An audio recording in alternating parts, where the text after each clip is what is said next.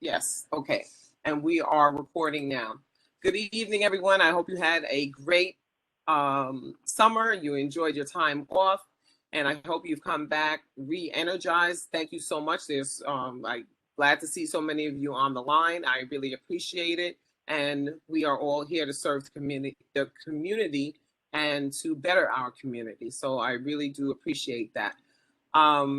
We have a short agenda, so I'm going to get started first. I know that there's a presentation that is supposed to take place, so I'm going to have that presentation, and then we will be speaking about the community garden. Those are the two items we have on the agenda, and if there's anything else that anyone would like to discuss, that will definitely be after. So without any further ado, I'm not sure of the name of the presenters, but if you are here to do the presentation, please. Okay, great. Yes. All right, thank you. My name is Tara Valenta with Parks Department, Capital Projects. Okay. We're here to present the reconstruction of Woodlawn Playground. And I'm going to hand it over to Jennifer Nemisek, who is the landscape architect doing the design. Can you give her the ability to share her screen with the presentation? Okay.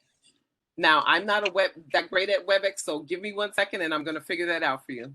Hold on 1 second. Let's see. Yeah, and I don't know WebEx to be able to talk you through it.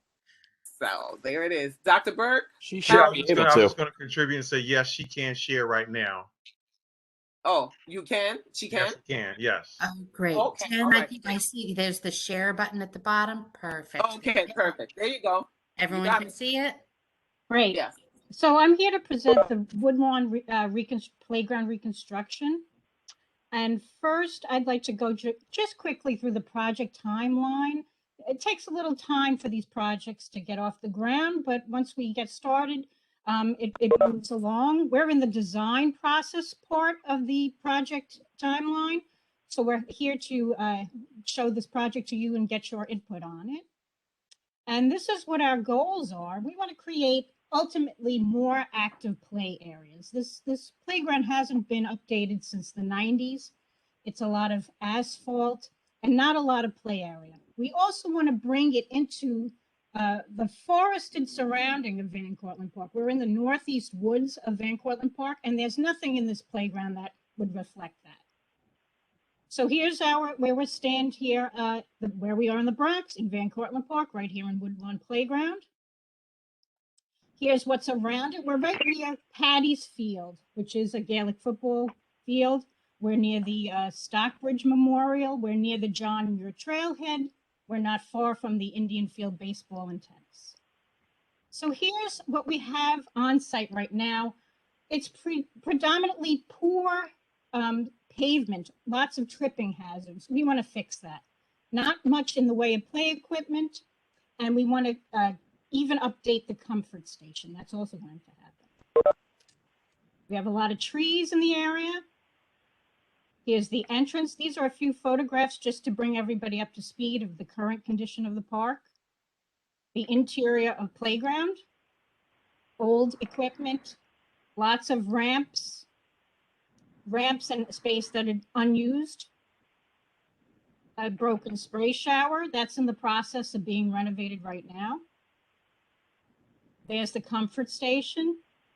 You can see all the different types of pavement in poor condition. Again, this is from the upper level picnic area, which is slightly closer to the Patty's Field area. And this is the view down into the playground. This is the upper level picnic area. And we did have a community meeting to ask what the community would like to see. Overwhelmingly climbing features, a separate kind of toddler area where they could be fenced off, and of course to fix that water feature, and a tree house. And we thought the tree house was a great idea to bring it into the forest. So here's a plan, an overall preliminary design plan. We're going to have far more play equipment.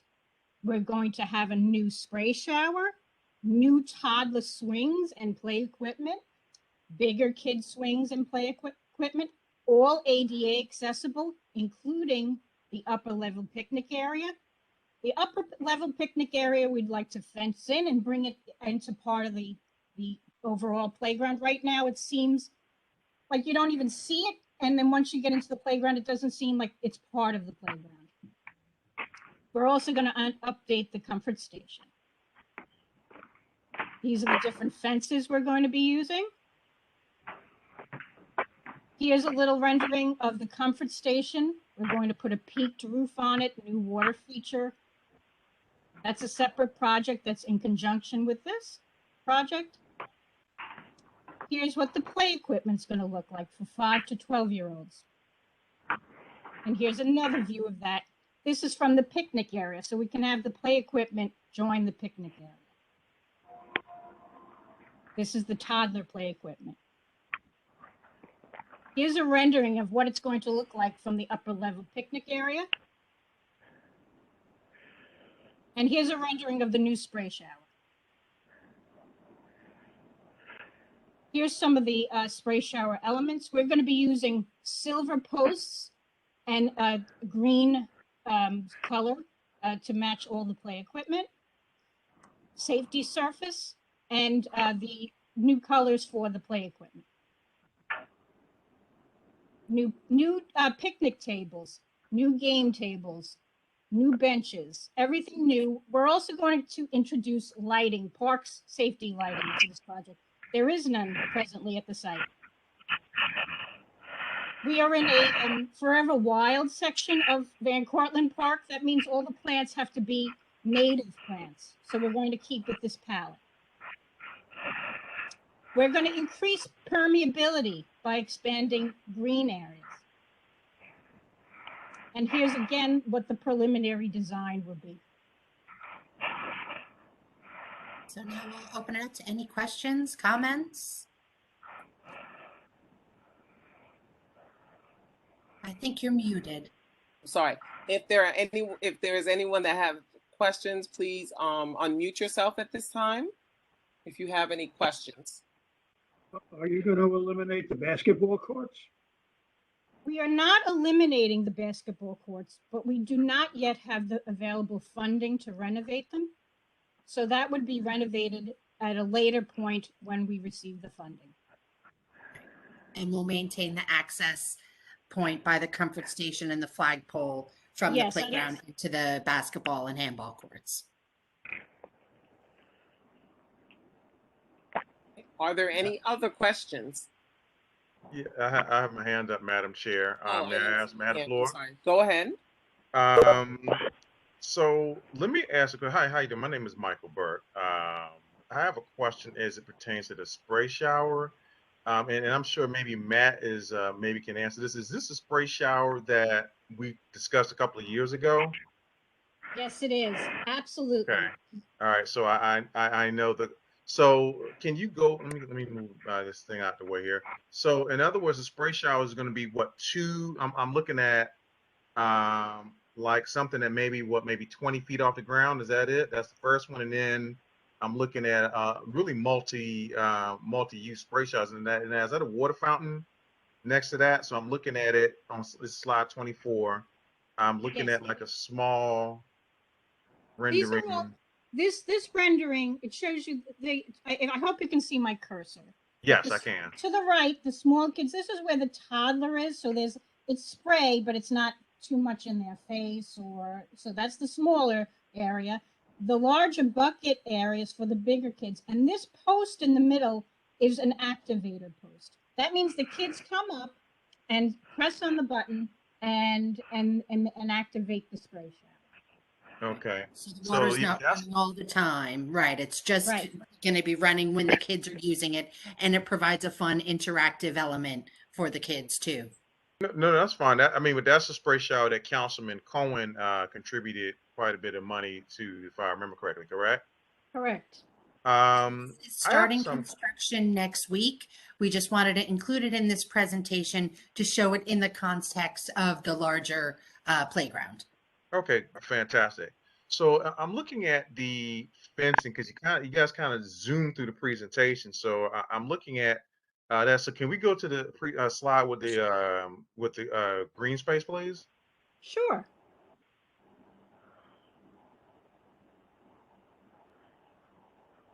I think back Oh, to the, yeah. oh, this Well, yeah, one? that one right there. This one So I'm with the looking at fencing. you're actually increasing the green space, which is good. Are those areas going to be where the plants? Okay, I see plant beds Yes. and permeable pavers.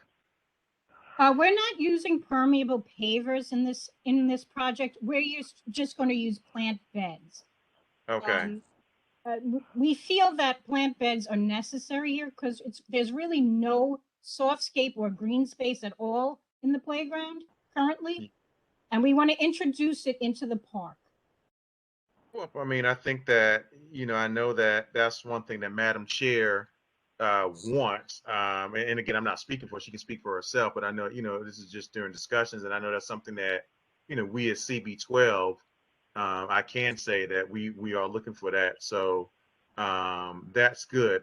Can you go to the slide on the fences, please? Sure. Okay.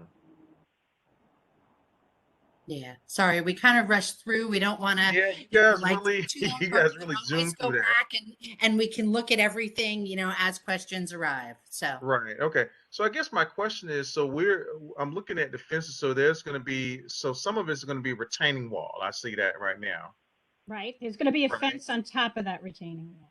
Okay. It's going to be a fence on top of the retaining wall. Okay. It's going to be steel. Yes, the steel fence. Okay. And I'm looking at the heights right now. So on the low end, it's going to be 4 feet. I mean, excuse me, 3 feet, with a 1 foot wicket in certain areas. And then the retaining wall is going to be 4 feet high, right? The retaining wall actually slopes. It's 4 feet high in this right corner, and then it slopes down to where we intend on putting an ADA ramp to 3 feet. Okay. I see it. Okay. I see it. I see it. and that'll have the 3-foot steel fence on top of that. There'll be the 4-foot steel picket perimeter fence.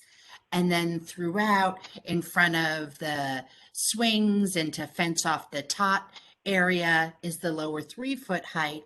And then the 1-foot wicket is around the new planting beds, just to keep people, we don't want to block views or anything, but just to try to keep people from walking through them. Right. And that makes sense. And this looks like the children's area for the most part that's going to be renovated, correct? Correct. Okay. I'm looking at the existing, so no trees are going to be removed because actually it looks like you're adding trees. So I'm looking at, it looks like there are 2 big trees. I'm looking at the back of the retaining wall. There are 2 big trees in the back, and it looks like you're planting 2 new trees. I'm looking at in the front, where the existing fence is by the barbecue tables on the front Yes. side. We're removing, actually, there's 2 small trees in the center of the park right now. Those are going to be removed. And a couple from the picnic area are also going to be removed because of their condition. So we're Okay. going to be adding multiple trees. Okay. We're going to be adding at least 3 inside the playground itself, and an additional 2 to 4 additional in the picnic area. Okay. Okay. I At think, least. okay. Those are all of my questions for this particular. One last question. As it pertains to the comfort station, and again, I may be adding capital costs here, but I mean, I like the design, but I was thinking about like maybe a skylight or something like that in the comfort station to, for natural light in the front. Is that possible to have one skylight in the men's and women's side? We actually, there's vandalism is an issue. Right repeat it, now, please? the comfort station has a flat roof, and I understand it's been told to me that it's been vandalized. People have broken in through the flat roof, and that's why we're putting in the peaked roof. So it would be great to have a skylight, but in an area where I don't think they could do this. Okay. Well, as soon as you said the word vandalism, Yeah, I believe this that- rendering, this is where there's the maintenance, like mechanical room, but the other sides are the actual restrooms. And I believe they add some kind of window to allow some natural light With inside. louvers, with Okay. louvers for privacy. Okay. Okay. Well, I am done with all of my questions. So thank you. I think there's one in the chat, but again, Madam Chair There's can take care of actually, that. yes, there's actually 2 questions in the chat. I will take the question from, I'm not sure, Mr. or Mrs. Harmon. It says, what is the ground surface under the sprinklers and in the play area made of? The ground surface underneath the sprinklers area is going to be cement. That's colored cement pavement. And underneath the play area is safety surface, rubberized safety surface. Okay. Also, there was another question of exactly when this project will begin. When will the project begin? What's the beginning date and ending date? Okay, well, because we're doing this project in phases, the first phase will be the spray shower. That's going to start next week. And then the afterwards, and I do not have a specific date for it, will be the comfort station project. And once that's completed, then we do the rest of the park. And the playground, so we're still in the design. The design will be completed next spring. It then takes approximately 9 months in procurement, which is when it gets reviewed by the lawyers and the Office of Management and Budget, and then it goes out to bid and gets awarded and all of that. And so we'll probably start construction about a year from now, and then we'll have probably about a year for construction. So hopefully the entire playground, including the spray shower, comfort station, and the rest of the playground should be complete about 2 years from now. Okay, so just to recap what you said there, you said that the phase 1 is the sprinklers, phase 2 is the comfort station, and then the balance of the project will be in phase 3. Did I hear that correctly? Yes. Correct. Okay, just jotting down some notes here. Give me 1 sec. Okay. Let me see, what do we have here? Oh, also in the chat, I see that someone is asking if the presentation that you've given us, if that will be available online. Well, you record the whole meeting, right? So that will be. Oh, so that part of it. Okay, that was what they were asking. I believe we right? can share it The with you. The only thing is that you went in the presentation, you went through it kind of quickly. So is it possible to? We can send you the file so that you Thank can. you. Yeah. If that could be sent to, Dr. Burke, would it be best for it to be sent to George or to Ursula or to both? Normally, if they send it to George, they send it to Ursula, but I would have them send it to you, being that you're the chair of the committee as well. Does So Mike you need to be. Ortiz, we usually will send it to Mike Ortiz at the Borough Commissioner's office. Okay. And then he'll send it on to you. I'm sure he has all your info, right? Hi, everyone. Yes, I can you're definitely here. send it to all of you. I'm so sorry for being late. I was trying to jump off that other meeting to come onto this one as soon as possible. Yes, I'll definitely share with you, Ms. Bond. Oh, okay. All right. Thank you so much. Just so that when we actually put out the recording, we can have this as a separate function of that. That'll go together. It'll all be together. Let me just check to see if there are any other questions.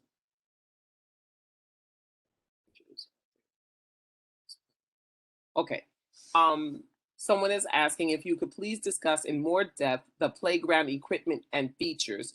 Are there any rock walls, spider ropes, etc.? In the survey, parents and children overwhelmingly asked for these specific features. And my question in reference to what you presented also was with the 5 to 12 play equipment, because I saw some of it, but I didn't, it was a little bit quick, so I didn't get to see it in detail. So if you could just explain that would be great. Well, here's the front of the equipment. It's going to have 2 slides, rope climbing ladders, climbing equipment all around. It's also going to be all ADA accessible. This would be considered the front. So as you walk into the park, this is what you will see in front of you.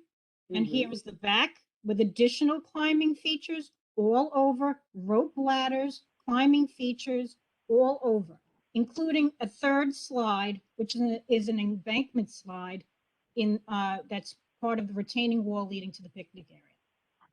Wait, where is that third slide? I'm sorry, I didn't get to see that. You actually are seeing the back of the slide here. Oh, I see it. Okay, I see Yes. that now. Correct. Okay, So there's two in the front and there's one in the back. back. And then what is this to the left of the slide that's in the back there? That's What going to is be it the to left? stair. That's a stair so that children can climb up directly and Okay, come right to the slide. okay. And of So, course, it doesn't show the fencing here. This, obviously, there will be fencing along this retaining wall. right. And I showed you in that rendering here. And here's the climbing up right here to the right, behind the Okay. children in the rendering. Oh, I see. I see. Okay. So, although just to answer this person's question, Ms. Lamb, just to answer your question, I think that although it's not a rock wall, there are other climbing features. So I hope that answers your question in reference to the climbing features that were discussed previously. Okay, can you discuss the new planting areas and how it will be maintained, expand, or, okay. So the planting that's going to take place, Ms. Lamb would like to know if it's going to, the planting areas and how will it be maintained and how will it be expand or remove shade exactly? Well, of course, we're going to expand the shade where we can. It's actually quite shady in many spots already, but we are adding trees. The planting, all of the shrubs and ground covers we're using, nothing goes beyond 2.5 to 3 feet. And of course, it's mostly ground covers in the tree pits with the trees. Right, because we want to keep the sight lines open for that, but it's also all, as Jen had mentioned in the presentation, all native plant material, which takes a lot less maintenance, Okay. which is good also. And like I said, they'll be protected by the 1 foot high wicket fence to keep people from walking through them. That'll also help keep them alive and in good shape. Okay. And there's also another question in reference to, will there be, and I'm not sure, this might not be within your purview, but someone's asking about the job benefit. Is there any plans to have someone there who is staffing the comfort station for like even 4 hours, 8 hours? Maybe this is more of a Matt question than your question. Okay, I can take that. I'm sorry, say again, Matt? It's actually Mike. Oh, Mike. Okay, so- Mike. Okay, go ahead, Yeah. Mike. So we're going to staff this as long as we have the staffing to staff it. It's a very popular playground. It's the only one in the neighborhood. So as long as we have the staff to staff it, we're going to. Sometimes that's not the case. As you know, our staffing numbers fluctuate throughout the year. Based on budget, right? Yeah, and also just we usually get an influx of seasonals for the warmer months, and then of course those seasonals are no longer with us. But in the colder months, last year was the only year that didn't happen due to budget constraints. But I'm pretty sure that if we can staff this, we will staff this. Okay. That's usually how we usually like to staff our playgrounds that have buildings. Okay, thank you so much, Mr. Ortiz. The other question was, and I think you did answer a part of this, in terms of the number of swings that will be found, that there are small kid swings, there are 4 and big kid swings. So how many swings will there be after the renovation is completed? So In the smaller kids area, there's going to be 2 bucket swings and 2 toddler strap swings. And in the bigger kids area, there's going to be 1 ADA swing and 4 big kids. Okay, so everything is going to be maintained in terms of to be AD compliant. HD. Correct. I have a little HD right now. But yes, so yes, to be compliant. Understood. So you are it's an upgrade and you are also making sure that it's accessible. Right, and keeping the same number of each with the additional of the separate ADA swing. Okay. All right. Got it. All right. Hello?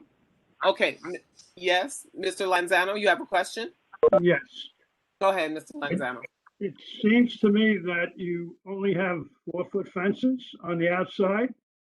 And I think that would lend itself to people, like kids and teenagers going in overnight and having parties that we wouldn't be very happy they had.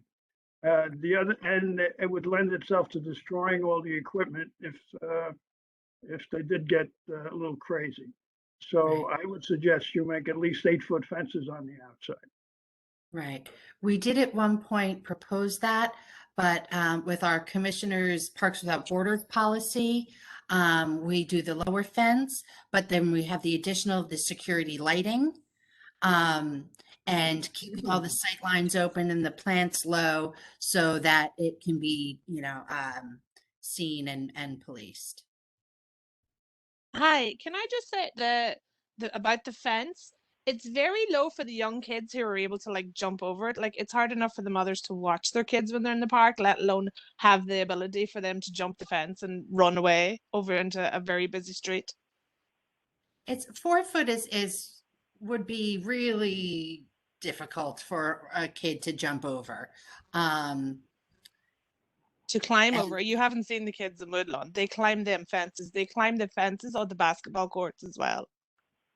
Right. Well, that's the chain link and is a little bit easier to climb, I guess. This is the steel picket fence with the vertical pickets, so it's really really can't be climbed by little kids. But again, this is the Commissioner's Parks Without Borders policy, and we do have this separate, like the top area has a lot of additional fencing to keep it safe with just small little openings to get in that's not near the entrance to the park.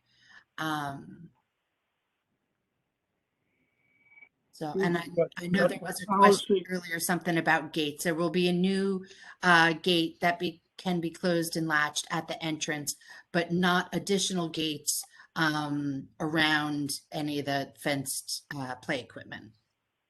Excuse me, what you're saying is fences, Parks Without Borders, you're inviting people to go in overnight, is that right? Well, there's the parks rules, there's that are posted with the hours. And like I said, we're adding the security lighting and keeping all the sight lines open so that hopefully people don't go and party there. Hopefully doesn't do it. That's why you have to build a higher fence. We're not allowed to build a higher fence. This is, Mr. Lanzano and Ms. Bond, we definitely did try to push for a higher fence here because we are personally very familiar with the issues that occur in that park and the history there with some of the issues there. I will say this, if the community feels strongly about it, just please, formalize it and let us know. And I ask that you don't hold up the project for it, but if there's another way that you can let us know that, I think we all we can do is go back and ask, right? So that's what we will do. Right. Okay. So at this point, Yes, hi, good evening, everybody. wait, I'm excuse sorry. me 1 second. I'm sorry, 1 second. Just to finish with Mr. Lanzano's point about the fence. Mr. Lanzano, do you think that what height fence do you think would be acceptable? Would you think a 6-foot fence? Because an 8-foot fence might not be. I think an 8-foot fence. Right, but that might not be easily achieved. So do you think a 6-foot fence would be better? 6 foot, even a 6-foot fence they could get over. An 8-foot fence probably would be more preventative. Let me put it that way. It's no use spending all this money on a playground if you're going to let people in at night and to destroy it. That doesn't make sense to me. It's for the kids during the day, and you got to protect it at night. You don't want to have borders. Then you're inviting everybody in. but Mr. Lanzano, the point that I'm trying to make is that if what they're saying to us, and if I'm hearing the presenters correctly, that an 8-foot fence is not something that they could achieve. So I'm trying to come to understand if there's a compromise that we can make as a community that would be helpful. I guess something higher than 4, but what you're saying is 6, but I don't know how effective 6 would be. We'll talk it over. That, you know, it's time, I'm sure. If I may respond, a lot of the issues that happen, there's actually a significantly tall fence there now. I think that the issue with what was going on there throughout the years is actually not the kids climbing over the fence, but rather going in through the back of the playground where it was pretty wide open. So I think that was a lot of the cause of a lot of the issues there. And with this design, Mr. Ortiz, you feel that that would be eliminated? Is that what you're saying? I didn't quite hear some of what you were saying, so please forgive me if you have already mentioned it.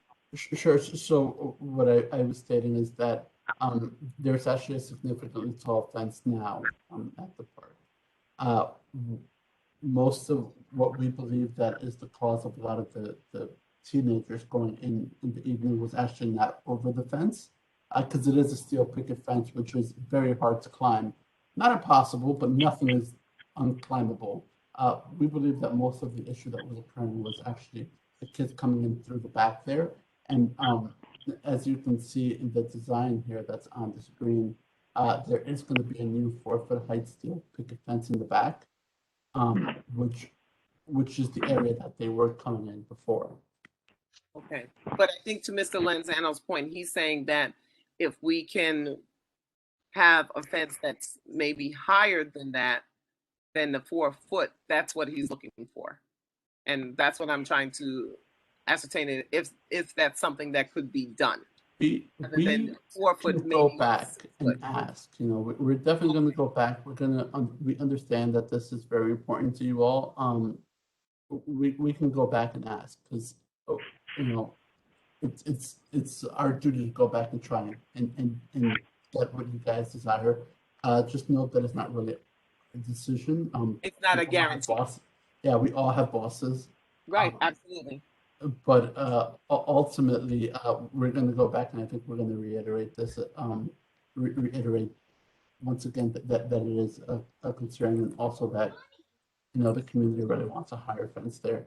You're right, maybe it will not be as high a fence as there is now. Maybe it's a compromise somewhere in the middle.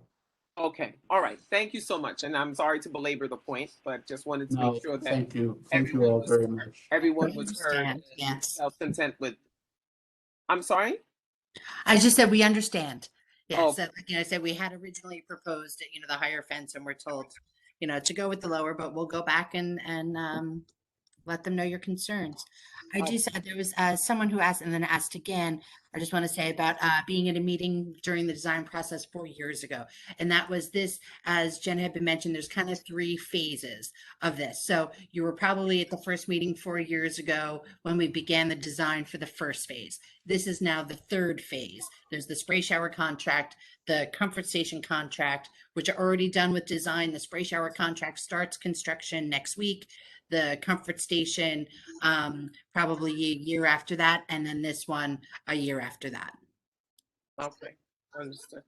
All right. Also, I misread the question initially about the jobs. During the construction phase of these jobs, will those jobs be open to the community?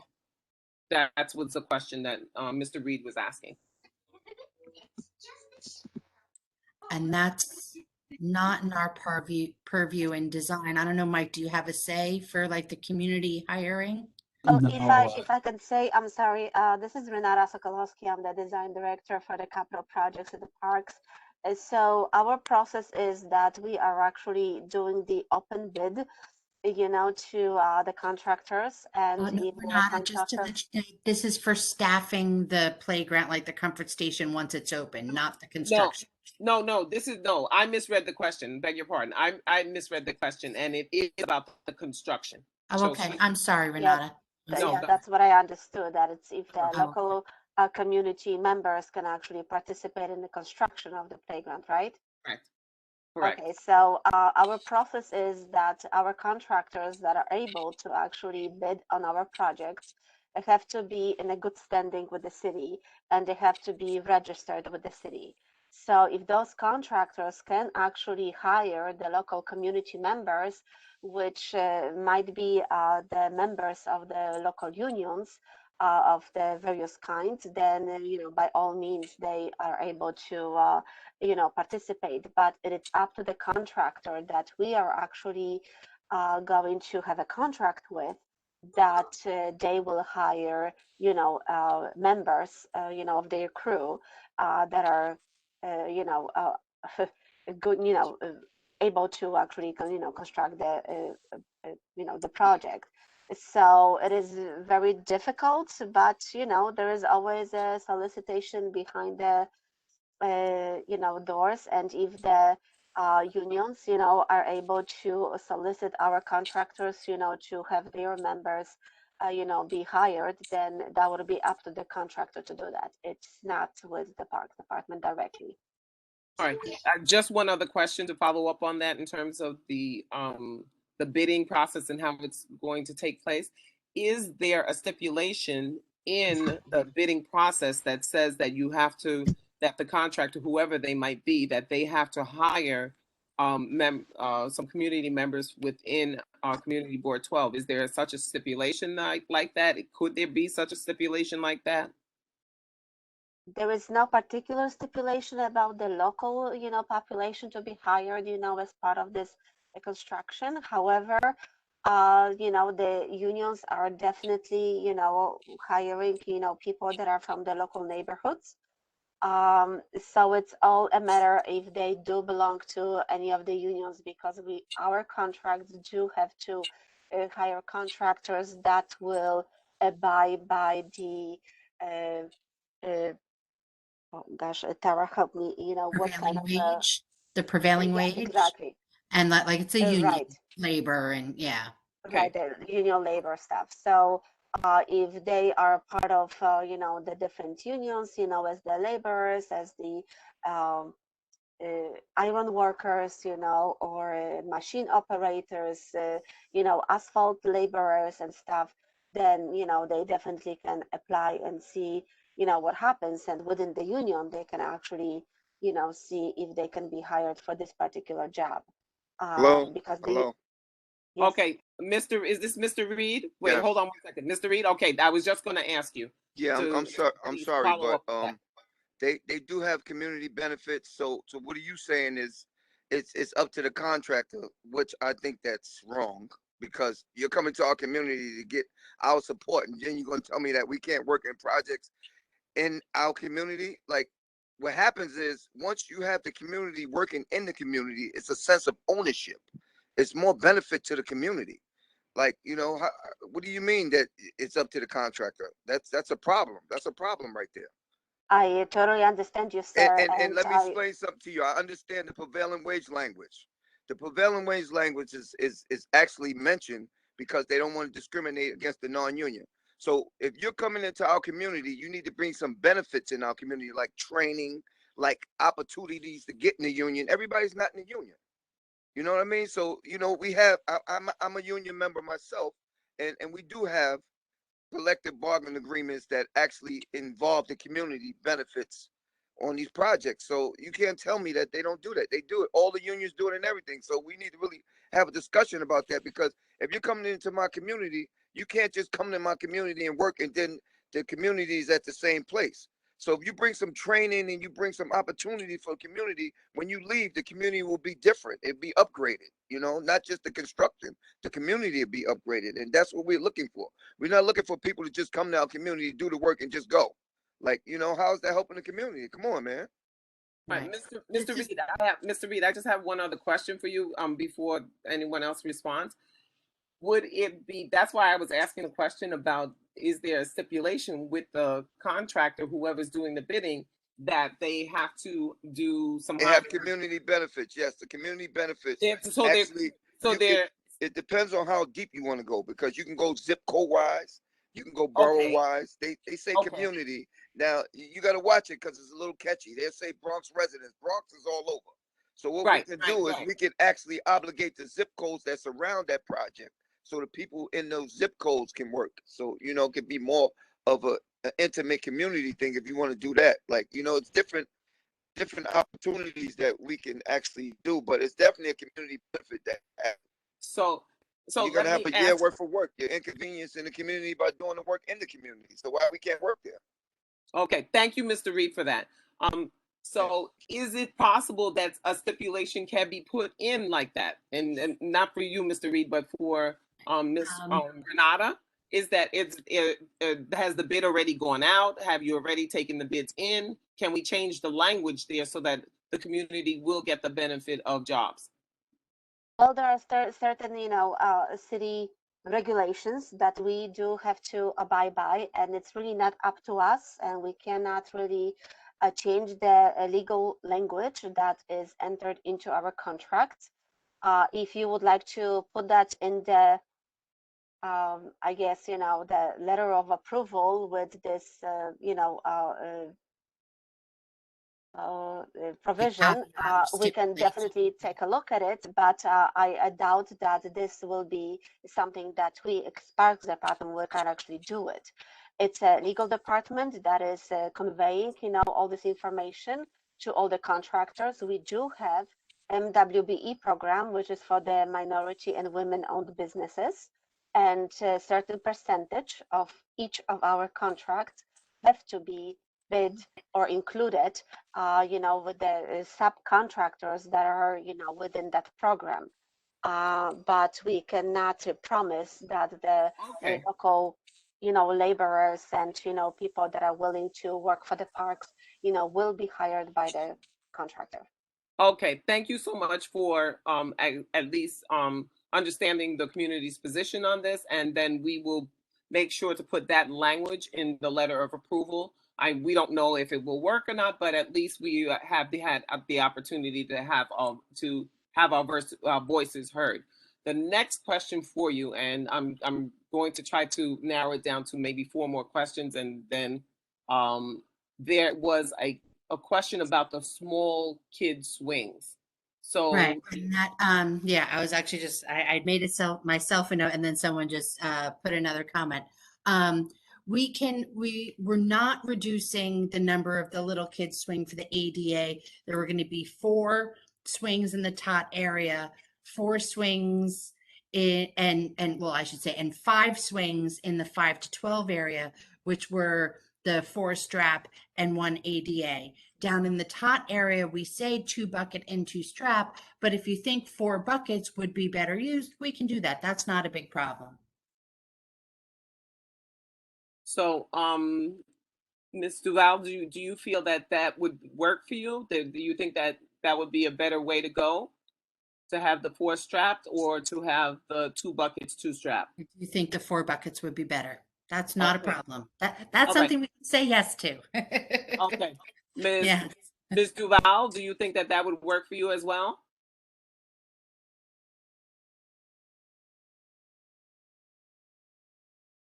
Yeah. Okay, perfect. All right. Yes. All right. So I think that we've come to agreement on that. Yay. Yes. All right. All right. Let's see. Did I miss anything? You did go over the shaded area that was mentioned. Okay. What else is there? Let's see. I'm just making sure, just dotting my I's, crossing my T's. Yep. Oh, this part. Would the gates be locked at night? That's a question for Mike if he's still with us. We are doing a new so we would consider it.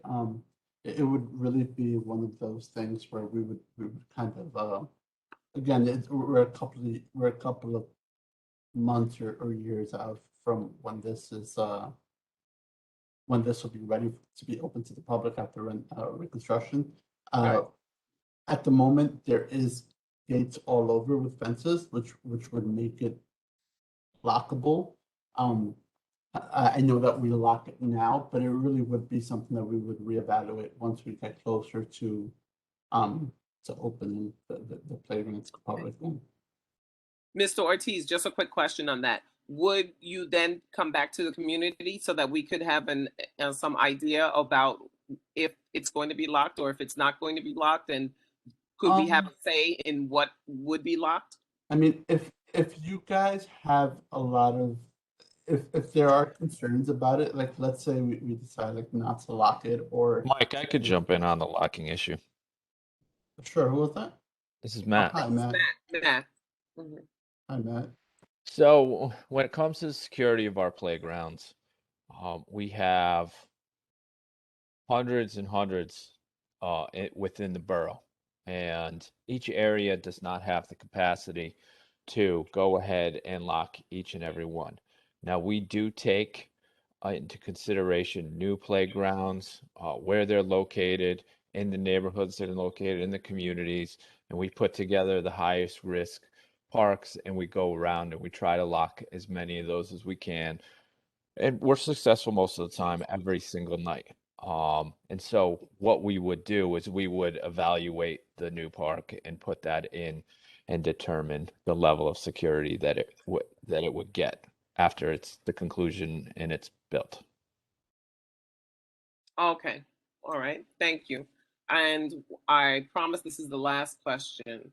Will the park be open while the spray shower is under construction? And as you go through the phases of construction, and I'm going to add on to that, as you go through the different phases of construction, will the park be open?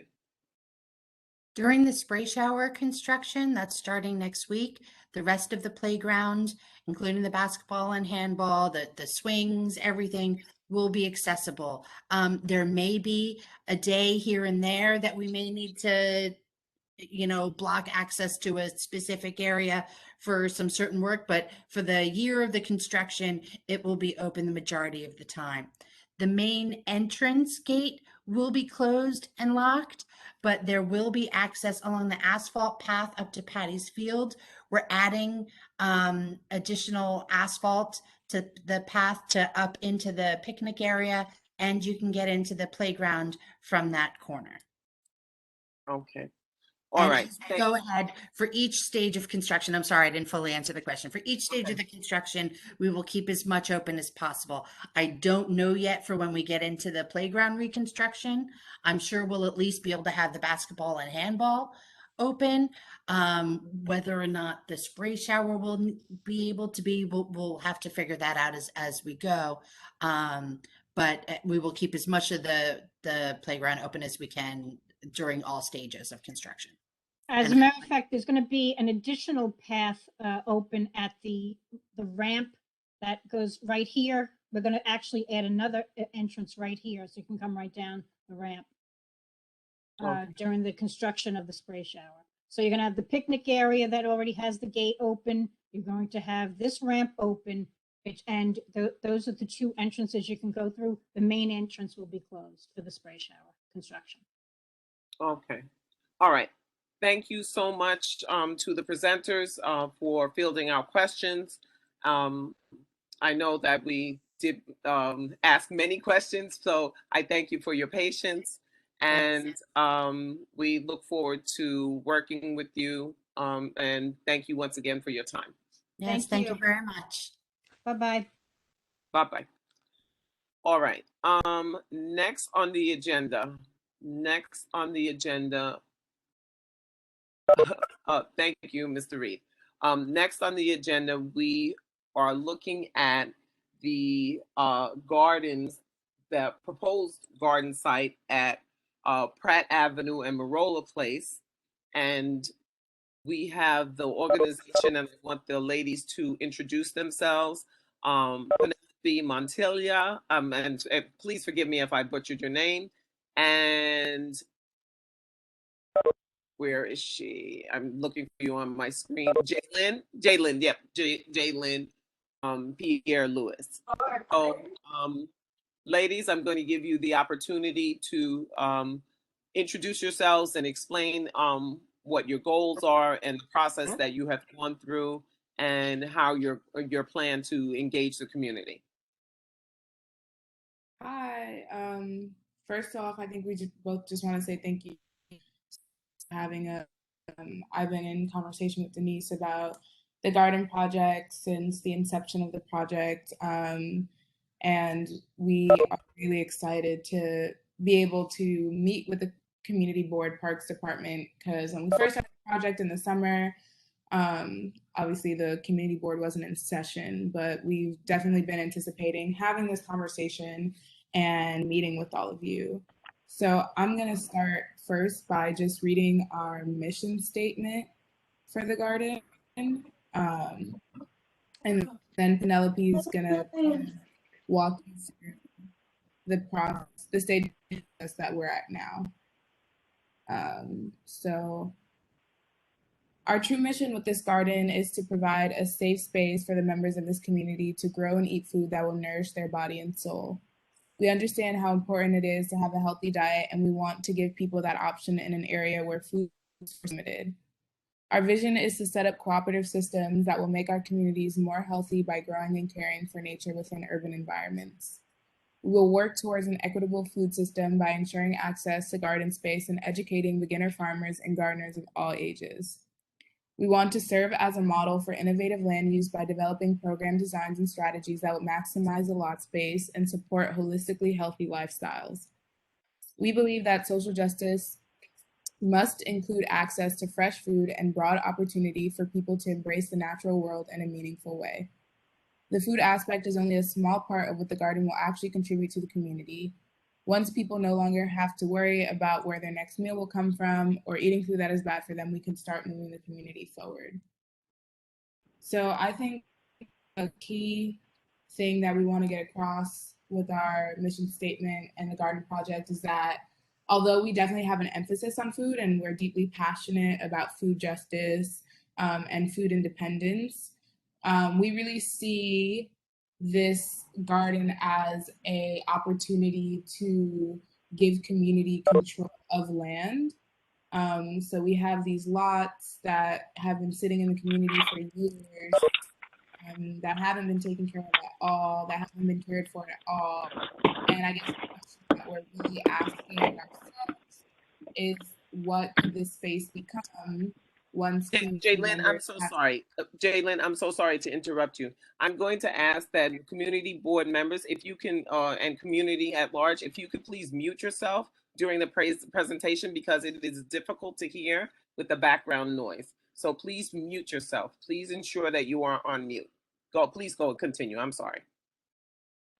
Don't worry about it. Yeah, so I guess that's just our main thing, is like, we're really just excited about what we can do with this, obviously anchoring it in food and food justice, but also taking it beyond that. Like, what else is missing from our community? What workshops and programming can we have that will nourish the community beyond food? And also, our project has an emphasis on youth and youth empowerment, and we're really excited to also develop programming in partnership with schools so that young people as the next generation can also learn this skill and have this space and feel this ownership in their community. And I think a lot of the questions and concerns that were coming up in the conversation about the parks in terms of community ownership, the driving principles of our garden. And we really want this to be a communal space. But one thing to keep in mind is that this is like a long haul. And Penelope and I have been on this project since last June, and she's going to talk a little bit more about the process that we've been going through and where we're at now.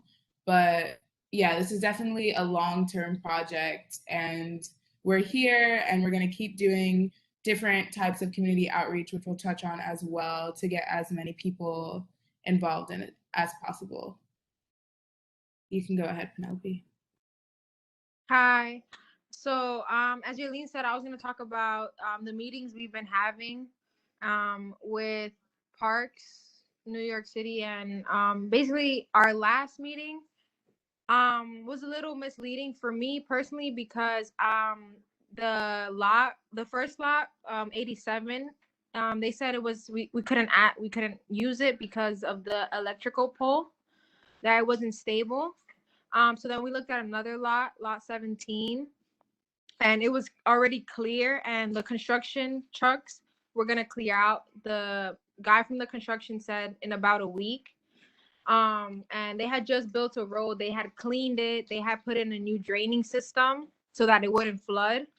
And someone from DOT had also came and basically told me that the lot would be approved and that they weren't going to use it.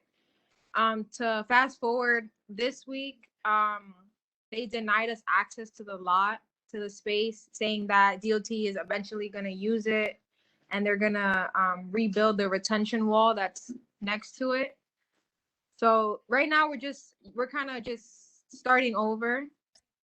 Sorry, Penelope, I'm gonna interrupt you because I want to talk a little bit more about like before, like the process that we've been going through for the lot. So basically, we were looking at lot 87, which is right under the train station. Oh, hold on one second. I'm sorry to interrupt, because it was my understanding, and maybe I had this wrong totally during the summer, but so I thought the lot was at Marola and Pratt. That's not the lot? Yeah. Yeah. Okay. Yeah. So basically, you had secured the lease because isn't that owned by the MTA? It's owned by DCAS. Oh, by so DCAS. That was okay. That's what I was just about to explain. So basically, the lot is owned by DCAS. So in order for us to have access to it for free, because the other option would be to pay $5,000 a month. So in order for us to have the lot for free, DCAS has to transfer the lease to New York City Parks, and then New York City Parks is going to give Green Thumb, which is like a garden right, the committee. Green Thumb, right. Mm-hmm. Right. And then we'll be able to lease the lot from them. So that's a very bureaucratic process, and that's basically what we were working on all summer. And so basically, it got to the point where we did everything that Green Thumb was asking us to do in order for them to like further inquire and approve the site. We had a site visit there, and they told us that there was a possibility that that lot wasn't going to work out because there's an electrical pole that runs through some of the lot space. And then they showed us another lot, which is literally that Penelope was explaining. The second visit, they made it seem like it was more likely to be approved.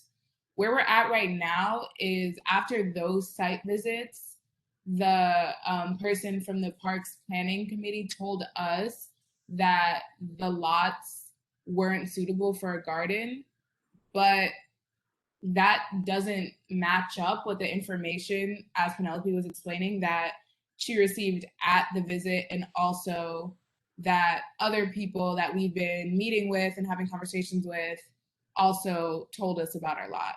So we haven't been approved for, that's like the first stage of the garden, like after doing the proposal and kind of locating a site.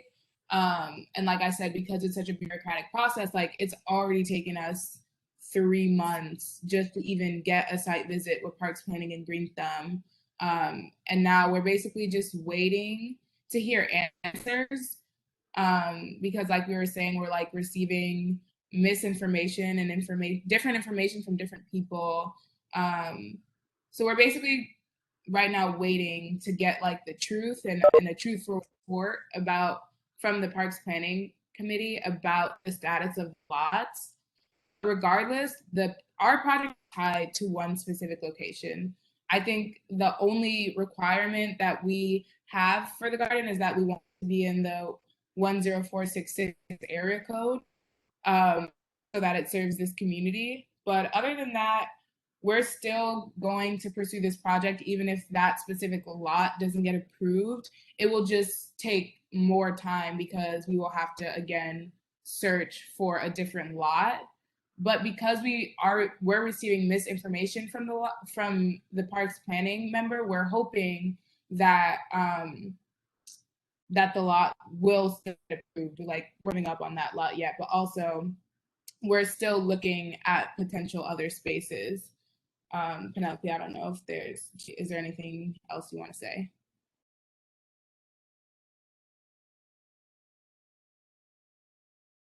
Is there anything else you would like to say, Penelope? Oh, I'm sorry. No, I think Jaylene summed it up pretty well. Okay. All right. So I know that other people have some questions, and I also have a few questions myself, but I'm going to, Ms. Baez, are you on the line? Adriana Baez, are you on the line? Yes, I'm here. Okay, go ahead. Hi. I think this is a great idea, and I wanted to know if what the information that was given to you by either DCAS or DOT, do you have any, I guess, I guess, writing of what, how the land is or is not fertile for a garden? And I wanted to know if there was a way to, I guess, lease or rent it from DCAS. And I don't know if the community would like to rent out their own particular garden space. I'm not sure if that's something of an idea. I know your mission statement is to have food and just create this garden accessible to the community, but I don't know if that's also an idea that would be of an option. Well, Ms. Baez, I think that in Jalissa and Ms. Montilla, if I misspeak, please correct me. I think what they have said is that they have gone through DCAS trying to see if DCAS would then sign over the lease of the land to Green Thumbs, so that then they would be able to take that, and then they have hit a stumbling block in that process. So, okay. Yeah, they hit a stumbling block in that process, and that's what they are explaining to us. And please, if I've misspoken, please correct me. Yeah, that's right. I think for me and Penelope, the dream would be to just be able to buy them ourselves, but it's just extremely expensive. Right, correct. So no, the process would be correct to go through Green Thumbs. Absolutely, the process would be correct. But what I'm trying to understand, where is Green Thumb in this process with you, and how are they supporting you with it? Because that is the correct way, the correct steps to take with this is to go through them. So with the misinformation that you've been given, how is Green Thumb supporting you in your efforts? I think Green Thumb, honestly, the reason that we have to work with Green Thumb is because they're the only organization that can give us the lot for access to the lot for free. Right now, in terms of what support is Green Thumb giving us, our main correspondence with Green Thumb is inquiring about why misinformation was given to us, and investigating further why we weren't approved for the lot. And that's pretty much where we're at with Green Thumb. Previous to this, Green Thumb, basically they just gave us requirements for the lot and for our organization. And then based on the proposal and conversations with them, they approved us for a site visit, which is the first step. And then obviously the site visit didn't go perfect. And so I guess in terms of support from Green Thumb right now, like I said, the main person we've been talking with is trying to sort out this situation with the lots and trying to work through the different information I'm given. And I think the last person also asked about do we have any reports in writing? She's also working on getting a report for us, because basically the Parks Planning Committee just emailed us and they were after all this time and all these weeks of conversation, they were the lot's not approved, it's not going to work out, no other information. And so they did not give you any other clarifying information as to exactly what happened with the lot as to why it wasn't approved. For lot 87, he literally just said the lot is not suitable, period, and then he moved on. So right now, that's kind of the battle that we're in right now. That's the fight that we're in right now, is trying to get access to the lot. So she's helping us with that, and hopefully we'll have more information about that by the end of this week, early next week. All right. So in terms of what I think are there any other questions before I make my statement? Are there any other questions at this time? I have a I see. question. Okay. Yes. Who's that who has a question? Renee No, Ms. Patterson. Go ahead, Ms. First, Patterson. hi, first of all, this is a wonderful thing for our community. The last community garden that we had in our community is Bissell Gardens. Have you heard of them? I have heard of them. Okay. Bissell Gardens takes in 10 blocks of MTA property. That Green Thumb, that they had to get it conveyed from Green Thumb. I think a big help to you would also be to try to get with people, to try to get with some other Green Thumb gardeners, which there are quite a few in the Bronx, and have some conversations with you, because they would be able to kind of help you navigate through some of that minutia that's going on with Green Thumb. And you said the City Council Planning Commission, right? Is that who you're also talking to? Yeah, the Okay. Parks Planning of New York City. The New York City Planning Commissioner. Okay. Also, New Yorkers for Parks works with the Parks Planning Commission, and they would be able to help you because they have a lobbying component that goes straight to that council planning commission. In addition to, please touch base with our city councilman, Mr. Riley, because For sure. they shouldn't have just denied you the lot. They should have had the report with the lot, because one of the things I was talking to the parks chair about, Ms. Bond, is that all the time that I've been in this community, now we've been here since 1977, that street was a decommissioned street. It's decommissioned Pratt Avenue, just like we have a decommissioned Tillerson Avenue, and that nothing was to be built at all on those streets that are decommissioned, because anytime the city of New York could say we need that street, for whatever we needed. But you shouldn't have been denied without the report. Evidently, maybe they found some sort of debris, that was not good or whatever. But we have a number of vacant spaces in this community board that I can't even tell you about, that you might be able to use as a garden. But two things: check with New Yorkers for Parks. They will help advocate for you because they have a lobbying component. And please touch base, if not with Bissell Gardens, there are at least, I would say, maybe another 15 gardens in the Bronx that they've gone through the same process that you want to go through, and I'm sure they would be a big help, starting with Karen Washington. Thank you much for that advice. We have been fortunate enough to meet so many gardeners. While we've been going through the process of trying to get our site secured, we've definitely made it a point to visit all the community gardens in the Bronx we know about, and that has been a great resource. But we're definitely gonna also reach out to Bissell Gardens, New Yorkers for Parks, and also Kevin Riley, like you mentioned. Okay. And of course, if you need anything from me, I'm certainly available. Okay, because we started Bissell Gardens 30 years ago, and we went through the same exact process you went through, which it was even worse because that was an MTA property, and MTA doesn't give up property easy. Mm-hmm. If we would love to have your email or your contact information, if you wouldn't mind putting it in the chat. I will do that. Thank you. You're welcome. All right. I'm really sorry to hear that you've hit these stumbling blocks, because I really was hoping that you had secured the property at this point, because when I spoke to you initially in the summer, so I'm really disappointed to hear that you have had to go through all of that and still don't have anything concrete to show for your efforts at this point. So however we can help you as a community board, we would like, because as Ms. Patterson did mention, we have a number of empty lots that are just really eyesores at this point. So how is it that we can't convert that into something that would be beneficial for the community? I'm not sure, but that's something that we definitely need to address. So I feel very strongly about that.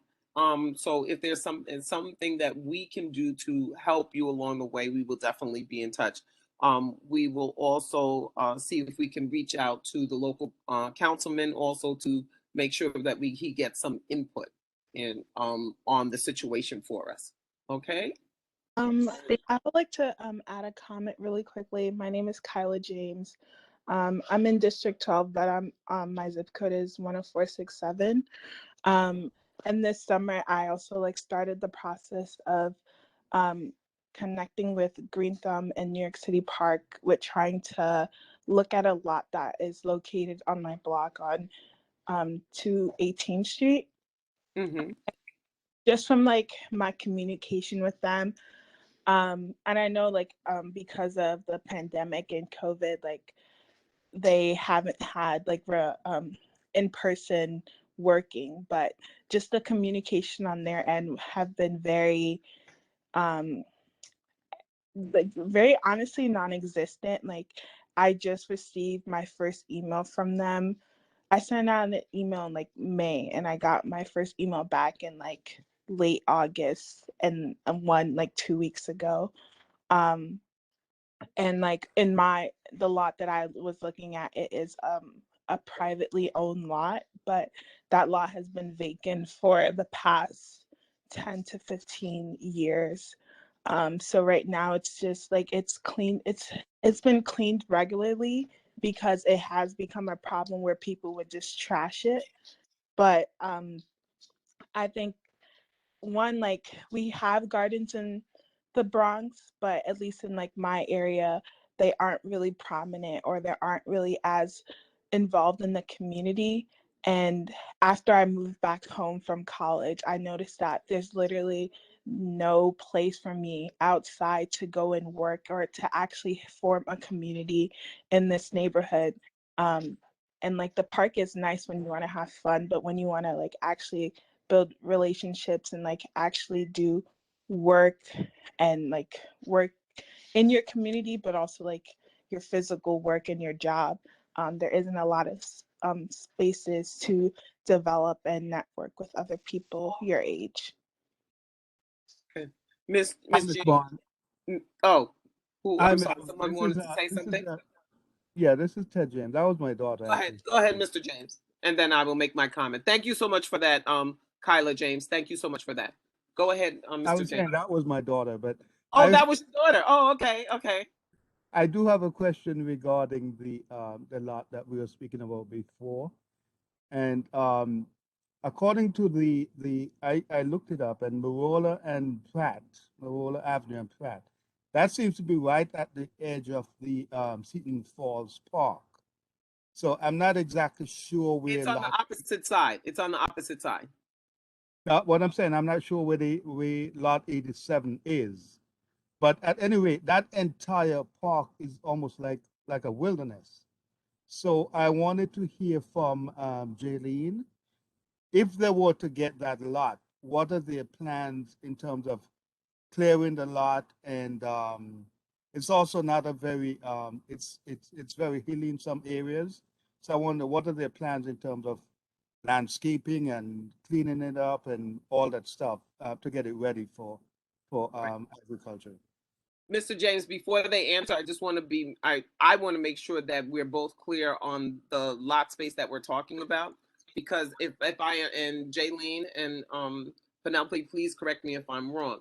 The lot space that I am thinking of is on, if you look at the intersection of Pratt and Marola Place, it is on the more, it's really at the intersection. It's between two houses. If I'm correct with that, that is the empty lot that we're talking about, that you were initially talking about. Is that correct? Because it's opposite the park. It's unlike under a bridge. It is when you on the side of it, there is a residential area. I don't know if you want to clarify. But yeah, it is actually, yeah, it is in between two houses. I'm gonna send the houses. It's not really the overhead is the further down the street. That's where the train runs. Right. But it's further. I have I directionally think I know the challenged. lot you're referring to now. It's a separate lot by itself. It's a separate lot by itself. It's not part of the parks. It's not Got part it. of Cedar Falls Park. It is on the opposite side of the park. Yes, Where When you it's look up, when you look at the yes, address, Seton Falls and Marola and Pratt, it's Marola and Pratt. It's in between two houses. right at the edge of And that one park. house is on the left, one house is on the right. Got it. Okay. All right. Perfect. All right. So I think at this point, Mr. James, I understood your question for them, but if Jaylene and Penelope don't mind, I think at this point, because they couldn't secure the property, the plans that they had for it could not move forward. So I know But that I'm sorry. Go ahead. go right ahead. Go right ahead. No, I just wanted to say that well, our goal with any space that we can secure is to clean it up. And again, how Jaylene said, we've been connecting with a lot of gardeners in the Bronx, and they feel like we are in contact, and they're like, whenever we secure a place that they're gonna help us clear it out, clean the space, clear out the weeds. We also are in contact with like the anti-litter project. So we have like a few resources that we can count on. And we also have like volunteers that we're in touch with that basically are just waiting for us to To have a property. exactly. To have a property. So I'm gonna make a suggestion. I think that Kyla James, are you still there, Kyla?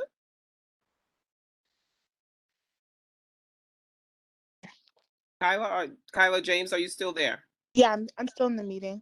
Yes. Okay, great. What I think would be beneficial, and this is just my thought, that if you young ladies, if you join forces, although you're in 6-7 zip code and you're trying to form something in 6-6, I think that if you come as a united front to the Green Thumb, that would be something that would be beneficial. And then each person within that, you can be looking for a property within your area you're interested in, but coming as a united force with the backing of the community board, I think would be beneficial to all involved. That is my thought. I agree. For sure. I just reached out to Kyla. So if you feel sharing your email or your phone number Okay. so we can have All a right. So conversation. all right. Yeah. So if you want to connect, and definitely I will put my email address in the chat for everyone, so that this way you can always feel free to reach out to me as well. Yeah, definitely. I just put my email in. I'm gonna get the contact info for Kyla. Yeah, I'm sending in mines right now. Right. And I just put my information in the chat as well. So yes, that's perfect, because I think that would be a benefit to everyone. And Yeah. once again, I want to commend you, ladies, for the effort. And I know that it's when you're dealing with bureaucracy, it can be very challenging, and it can be very frustrating. So to really to don't give up the fight is what I'm asking of you. Exactly. Don't give up the fight, because our community, where we live, where we've established our roots, where our families have lived for so many years, it's worth the fight. It's worth the fight. And if we don't invest in the young people and support you young people in your efforts to do these things, then it's shame on us. Shame on us. So I think that definitely it's worthwhile, and whatever we can do to help you, we would gladly do that. Anyone else have any other questions for them? Yes, Dr. Burke. This is more of a comment, Madam Chair, and thank you for the floor. Ladies, is I think it's been stated how we applaud your efforts, and one of the things that I'm hopefully going to get to do is, I think we need to write a formal letter to our councilman. So while you're reaching out to him, I think we need to write a formal letter to him, and I will try to reach out to him and or his chief of staff and let him know that it's coming. I think to put this on his radar. I think that, for me, the one thing that I think I personally am, I realize that I can't speak for the whole entire board, but I can only speak for me in this point. I'm personally tired of all these developers buying lots like the one that you're talking about and putting up housing. You weren't on the land use committee meeting last night, but we had one developer coming this month. We've got another developer coming next month, then another developer coming, and these people are buying these little properties, and instead of putting what you're talking about, they're putting houses in. And not that we're anti-housing, but everything in your mission statement is true. So you have my contact information in the chat. As I said, I'll reach out to them personally and make sure that I get his ear on that. But I think that's something that we as a community board can do, as well as to write a formal letter to the councilman, in this case Raleigh. But also I see Councilman Denowitz's chief of staff or our outreach liaison is here as well, because I think we need to expand those efforts to Councilman Denowitz's side as well. And so I think the connections that you're making is fantastic. I will also comment on the fact that if you need a mentor, there's no better mentor that you can have than Miss Renee Patterson. So if she believes in your cause, you best believe you have an advocate. So I will say that, make certain that you use your resources. That's one thing that I'm learning. Obviously, you have an advocate in Mrs. Bond, in that, I became aware of your project, I want to say back in at the end of the summer, June or July, something around, July, August, I can't remember exactly, but I would just say that. So that's pretty much it from my point of view. And so, like I said, we will do what we can on our end, but I would encourage you to keep up the fight, ladies. All right. Thank you so much. Yeah. All right. And if there's between Matt and Mike Ortiz, if there's any other comments or guidance that you could offer the ladies that are on the line, I would definitely appreciate it. Are there any other advice that you think that would be helpful? My name is Matt Dorn. I'm the park manager. I think everything has been said. I don't have any other further advice than what other people have shared. There's one question I do have, and this is for Renee Patterson, if she's still on the line. She is. When you got Bissell Gardens from MTA, was that a treed site or was that a cleared site? It was a trade site. A tree? There were trees on it? Yeah, it was trees. It was I think it had to be about 20 trees on there. About Okay. 20 trees, and we kept about 15 of them, if I remember correctly, because it took us 4 years. Ladies, it took us 4 years to clean that garden. 4 years. Because it's about 10 blocks, Matt? 10, 12 blocks? Yeah, it's a big site. It's right along the MTA property. But there were laws that were not in place back then, and there's some laws that are now in place that restrict clearing sites too, that we have to deal with within our agency. It's a local law passed by City Council that whenever you remove trees, you have to provide restitution for those trees. And every agency has to abide by that. That was a law passed by City Council. So that was one of my only thoughts, but that's not something to stop you from moving forward on this. It's just something when the time comes, we would have to navigate that. And the Parks Department helps with that because we deal with that law more than any other agency. But Jaylene, on that site, I don't think that there are a lot of trees on that site. The last lot, lot 17 doesn't have any trees. It's completely clear. Okay. mean, what you also do while you don't, even though you don't have it yet, you need to get some soil and get it tested. And the Cornell extension, they will do soil testing for free. So grab a bag of soil and have it tested so that you can see what's in your soil, you know, if it's good enough to grow stuff in, but also what's in it. Because of them fixing that retaining wall, you don't know what's been dumped back there in that soil. For sure. Okay. Our plan is definitely not to plant directly into the soil. We have like a garden design, which I can share with you, but our plan is to plant garden beds so that we can import soil because like you said, it's extremely unlikely that the soil in either of the lots will be suitable. So we have plans to build garden beds and we actually. But don't forget, it can still seep into the bottom of your raised garden beds because after a while, those garden beds decompose. So always test the soil. Don't take no chances with that because you got to know what's in there. Okay, for sure. Thank you. All right. Matt, Mike Ortiz, do you have any other guidance for the group? No, I think everything that's been said is, you know, is there. I can reach out.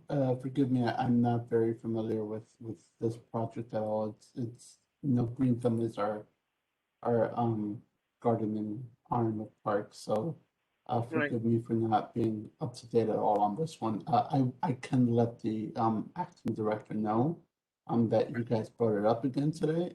See if I can get you guys any more updates.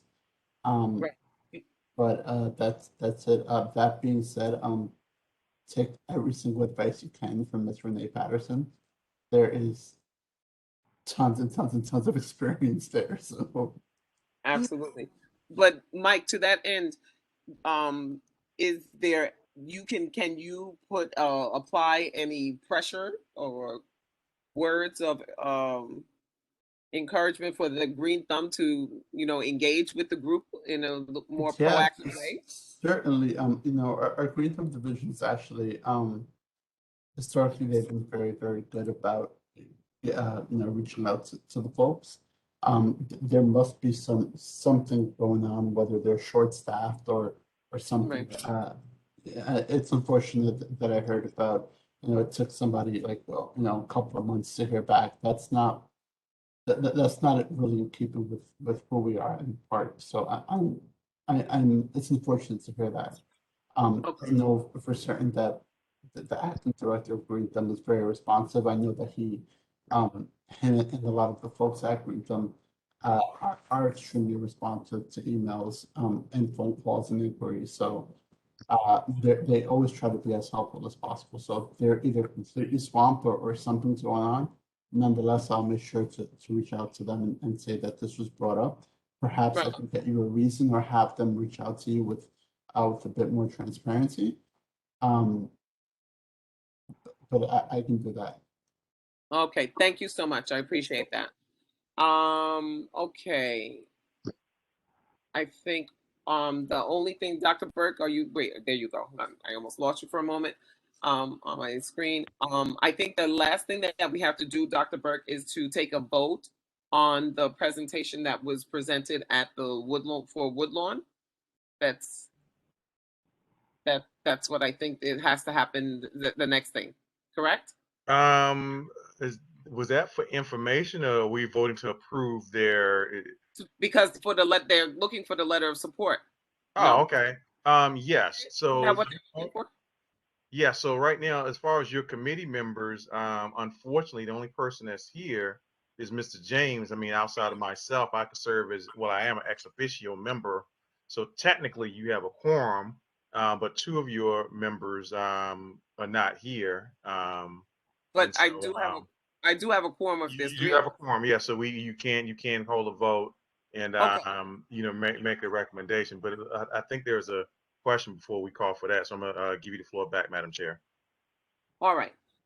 Well, first of all, I was just trying to make sure that I have all my ducks in a row here. But I would like to once again thank Jaylene and Penelope and Kyla for bringing these things to our attention. And definitely, I hope you ladies, join forces. And thank you so much once again for your presentation. We appreciate it. Okay. Thank you guys so much. You're mean everything to us. Thank you. No problem. No problem at all. All right.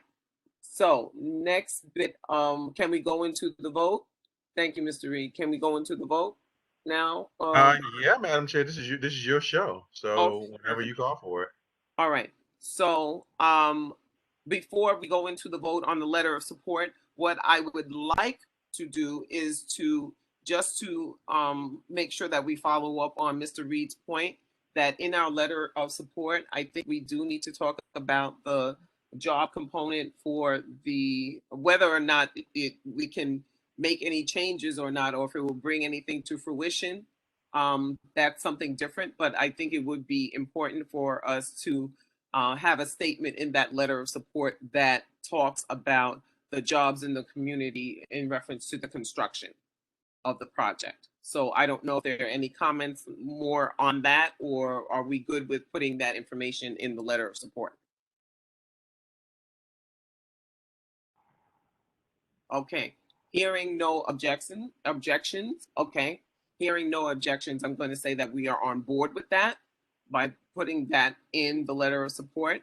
So at this time, what I would like to do is take a vote with the members of the Parks Committee on giving our letter of support to the Woodlawn Playground as it was presented this evening. Go ahead, Dr. Burke.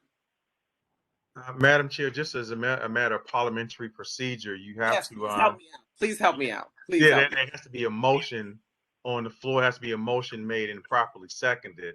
So, for instance, so I can bring the motion since you're presiding.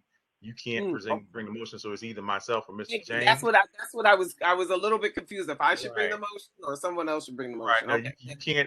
Not the presider cannot bring the motion. So when when we get to the community board meeting, I'll talk about this at our EC meeting next week. When we get to the community board, the general board, you can bring it up. We'll talk about that next week. I don't want to take up your meeting time. So, Mr. James, I prefer that a member of your committee makes a motion. And I'll second it. I prefer it. All right, like that. Mr. James, if you could. I'll be happy to make the motion.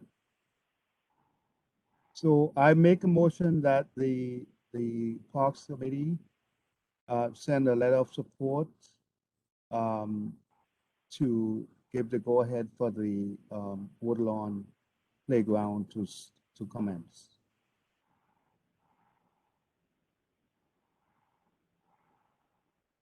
I would like to make a friendly amendment to the motion, Mrs. James, is that we include a letter of support, but include the language that Madam Chair discussed in the letter. Exactly. So if you rephrase the motion.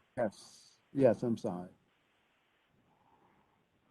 So does he have to rephrase the motion? Okay. Sure. Mr. James, if you could just rephrase the motion, please. So I make a motion that the Parks Committee, the Parks Committee make a letter of support and include the suggestion by Anthony Reed that the consideration be given to Bronx workers for employment in the construction of the Woodlawn playground. And I second that motion. Thank you. Okay. The motion has been so moved and seconded, and can we, I guess it's the three of us voting? Aye. Aye. So Madam Chair, you got to call for the vote. So right. So you have to ask if there's any more discussion, which I don't think there is. All right. You got to ask if there's any more discussion and then call for the vote. All right. Is there any more discussion on this motion? Hearing none, I will say that there is none. Moving on. Okay, let's take the vote. Aye. Aye. Aye. And the motion has been so moved and accepted by the committee. All in favor? The ayes have it. Yeah, eyes have it. You're doing good, Madam Chair. You're doing good. So you're doing good. So now you're gonna bring this to the general. You're gonna bring it to the executive committee, which of course we'll bring it to the general board come next week Thursday. So you're doing good. All right. Great, Denise. This will be brought to the general board meeting next week Thursday, and that is it on this particular issue. Are there any other concerns or issues that would Matt, we didn't get to hear from you, Matt. I almost forgot, but all of the hullabaloo, Matt, do you have anything that you would like to say? I have nothing. Unless anybody has any specific questions for me. I don't have any questions for you at the moment. My brain is full. I have a question. Oh, there we go. Matt, how are you? I'm good, Renee. How are you? Good. Now, one and only question. When are they coming to fix the pump at Seton Falls Park with the water almost cascading into Pratt Avenue? If we get one more rain, it is going to go over into the street. They are there every single day, and the pump is running. So my plumbers are going there every single morning. That's their first thing that they do is go to check the pumps to make sure that they're still running. And it's happening every day. And the pumps are going, and it's just an incredible amount of volume that it's going to take a long time to pump out. So those pumps were designed to deal with the volume that comes in through the Seton Falls when the falls is on. So you could see the challenge that those pumps are having now. And we can't get in there, and the way they're designed, they have these concrete tubes that go down into the ground, and there's a pump that sits in the bottom of them, and we can't add to it. I think there's 2 tubes. So we have those 2 pumps working. So that's there's not an external pump that can be bought in to help get some of that water out of there? No, part of what the problem is there's drains that help that water move out through the drains into the combined sewer overflow system. And so those drains are completely clogged, and we can't get in to fix those drains. So the only source of water evacuation in this case are those pumps. So those drains sit at the base sort of those pump house and where those pumps are, and those allow for regular gravitational flow when water comes in. Due to the extreme flow of when all these rains came in during the flooding, those drains are clogged, and so we can't get in there to unclog those until the water gets down. Okay, so where the clog is, you're saying it's under the water level. That's where it's at, right? Yes, correct. Yes. Oh, Jesus, Mike. Okay, Yeah, so one more rain and it's a problem. It's a problem, and I'm getting phone calls and 311 calls every single day on this. So I'll let you know, the community board know, everybody know that we're on this on a daily maintenance schedule to check those pumps. Okay, that's all we could do right now. Adriana went yesterday and she took a video of it. And everybody is terrified, especially on Pratt Avenue, because they're afraid they're gonna get flooded. All those houses on Pratt Avenue. So I mean, I don't mean to be a pest, but this is like really something really big. Yep. Because we haven't seen this since Irene. I will bring it up again tomorrow that this is beyond parks issue now. It is because it's DEP, right? No, it's not DEP till the water goes outside of parks. This is inside Seton Falls Park, and so we are doing everything we could do to get this water out. So I'll bring it. I will elevate this.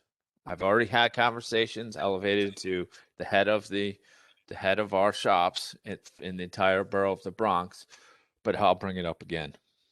So Okay, well, I appreciate that. Thank you very much yeah, for all of your help. we are aware of the situation daily. So I'll just say that you don't need to send any more pictures or videos or photos because we're out there every single day looking at it. So we are Okay. very aware of it. All right, Matt. Thank you And very we're much. we're I gonna we're appreciate gonna you. do You won't get everything we another can. video. You won't get another video no time soon. I can't promise No. later on, but no time soon you won't get the video. Well, listen, of something new, feel free. But Okay. of that flooding situation behind the pump house there at Seton Falls Park, we're very well aware of it. Yeah. Okay. All right. And one other thing, I'm going to cut the garden on Friday. So I'm understanding that they want to tear the garden apart. Is that Which what garden are you talking the about? garden that Mr. Gelmarker was in charge of? That garden has already been removed. Nobody said anything, Matt. Yeah, we had conversations with Parks, Partnership for Parks over a month ago. So, But no one said yes, anything to the coalition. it was reached out. We had conversations with Mr. Gelmacher ourselves. So, that has already been completed. So the garden has been removed. Matt, we would have tried to do it ourselves, so we would have tried to get someone else to take on that garden. Well, I wasn't aware, unfortunately, and I guess this is a conversation that would have been better if we had it, 3 or 4 weeks ago. And unfortunately, I could tell you that the garden is removed. So, All right. um, Thank you. All right. Any other issues to be addressed at this time? Any other concerns? Yes, Denise, I wanted to know if you had any update on Sholes Park. It looks as if the construction has completed. So I just wanted to know if that was officially handed over, and also if any other update on the RV The park. RC track? Okay. Yes. I do not see anyone from the RC track here this evening. But Matt, I think you can speak to Shoelace Park. yeah, I could address either the RC question too, if it's All right. Go ahead. what's the specific question on it? No, well, can we start with Shoelace Park? Construction completed? I'll defer to Mike Ortiz. He has more specific details on where the construction is on that. Hi, so for Shoelace Park, let me just actually have it with me right now. The construction was completed on that back in, I think it was June, wasn't it? yeah, it was a while ago. Sorry about that, guys. It was completed back in April. So construction is technically done there. Is there a particular question or something I'm missing there? Because construction is completed and it's open to the public. No, what the question was, Mr. Ortiz, is the construction complete on Shoelace Park? Is it now complete? Yes, it is. There is an upcoming project at Shoelace that's going to do some curb cuts along 228th Street. But that project is it's just very, very small. It's just gonna do some curb cuts for water inlets from the street. And that's like over a year out, so. Okay. But All right. but the project that was just done is completed. It was completed in April. Okay. Thank you. And then Matt, any updates on the RC park? RC track, I'm sorry, not park. Not from Parks. Not from Parks. Okay. We issued the permit at the beginning of the year. Okay. And that was it. So okay. Perfect. All right. I have not heard from Mr. Williams any complaints, so I think that they are moving forward as far as I know. Over the summer, I I did not speak to him, so I don't have any information to say that things are not going as anticipated at this particular juncture. All right. Any other questions or concerns before we close out? One quick question. So the park on 216, 215, I think Agnes Haywood Playground. Is there someone like coming in the morning to like unlock that park? There's been a couple of times this summer where I would go like past, I believe like the opening hours are like 7 or 8. I can't remember right now, but I would go and like the park would still be closed like, well, like close to like 9 a.m. Okay. I believe that's a Matt question. Yeah, it gets open daily. We try to have everything open by 7 o'clock. But again, what we'll do is we go around and we get all the parks in a route. So we can't open every single park at 7 o'clock with the same crew with different locations all the time. So it is very possible that the opening got delayed till 9 o'clock. We try not to have it occur that late, but it is possible. For instance, if that crew runs into an emergency or something at another park, they might be delayed. Feel free to call 311 if you're seeing that a park is not open by a certain time, and we respond as soon as we can to get those parks open. But keep in mind, and it's a reality when talking about logistics and parks operations with opening and closing, and that we have an opening crew and a closing crew, and they can't open every single park at the same time. They'll go and do an entire route hitting every single park that we have to open. So some are going to get opened earlier and some later, and the same thing goes with closing. And then I guess a follow-up question would be, I'm assuming like everyone who works, not everyone who works with like your organization like lives in the community. Is there a way where like the community or like a neighboring house or like even the school across the street can have access to opening that park? Generally, no. And that's just because of legal liabilities that the Parks Department incurs. With all of our properties, we are there's legal ramifications and legal risks that we uphold to the public, and we indemnify ourselves through all that. So we don't wish to have anybody else become liable for any actions if anything were to happen. So I hope that answers your question. And Kyla, James, I would encourage you, as Matt had suggested, to definitely put in a call to 311, at least to have it on record and to have the complaint number so that you have that as a reference as to how many times you might have to have called because the park was not open.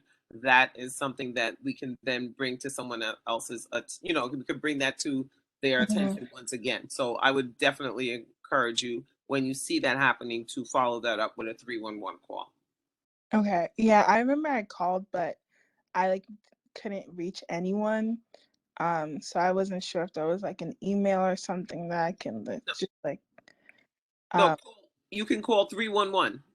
Yeah, I was just saying that I called and I don't know if it like, I don't think I had access to a voicemail, but I called and like I think the line just like kept on ringing. The quickest way for a 311 report now is just get the 311 app on your phone and just put it in on your phone, and that goes right in. And then the people over at 311 then route those directly to the agency. It's the fastest way, because then you could bypass your switchboard where you have to actually talk to an operator, and you can type in the exact nature of your complaint. Okay, thank you. Even add photos, I think, to it too. Thank you.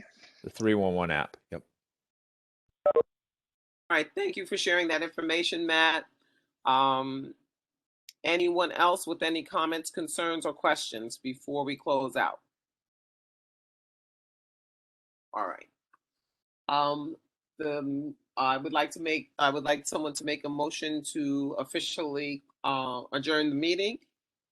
Can someone please make that motion? I make the motion for the meeting to be adjourned at this time. Second.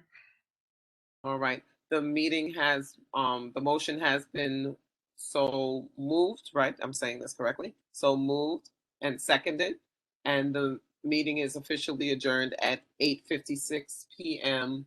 on September 14th. Great job, Madam Chair. Great job. Great job. You know, I'm gonna get the Robert's Rule of Order down yet. well, that's okay. You know what? I mean, they had parliamentary classes for community board members in August, and I don't know if you made this. I know Ms. Benitez was on, and I know Ms. Clark was on. Right. And I actually, did not. yeah, I mean, I attended because, you know, there's a way for me to speed up the meeting in particular.